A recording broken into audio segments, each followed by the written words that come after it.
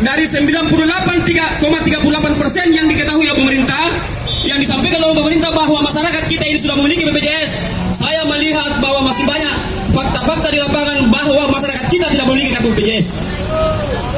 Banyak yang ganda. Informasi dari desa Serpong kepada desanya. Informasi dari kepala desa Serpong, kepala desanya mendapatkan dari daerah 811. Informasi dari kepala desa pusat BPJS-nya mendapatkan 834, total 1.600, jumlah penduduk 1.500.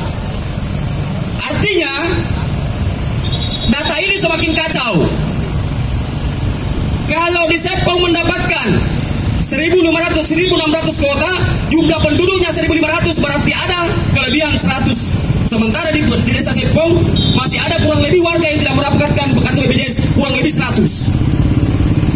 Informasi juga yang kami dapatkan mudah-mudahan tidak benar di desa Bambangan. Di desa Bambangan itu, informasi yang kami dengar, mudah-mudahan tidak benar, kita akan cross check, tapi itu yang kami dapatkan selama menjabat ketua Komisi 3. Kalau BPJS daerah ditambah pusat, maka jumlahnya 1.900. Itu di desa Bambangan. Kalau BPJS daerah ditambah BPJS pusat, maka jumlahnya 1.900. Jumlah penduduk desa Bambangan 1.100. Artinya ada kelebihan 800 yang kita tidak ketahui siapa pemiliknya, karena tidak jelas, tidak ada penduduknya di situ. 1.900 data, jumlah penduduk 1.100. Ini kan kemudian di beberapa desa, di desa Awo misalnya, kartu ganda, kartu yang meninggal dunia kurang lebih 100, dan itu sudah dilaporkan sejak 2017 sampai hari ini kartu itu masih berkeliaran. BPJS. Jadi kalau misalnya salah satu contohnya di desa Awo,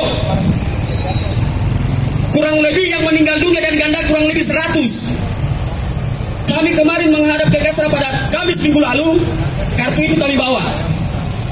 Artinya kartu-kartu ini masih bergentayangan di desa Awo.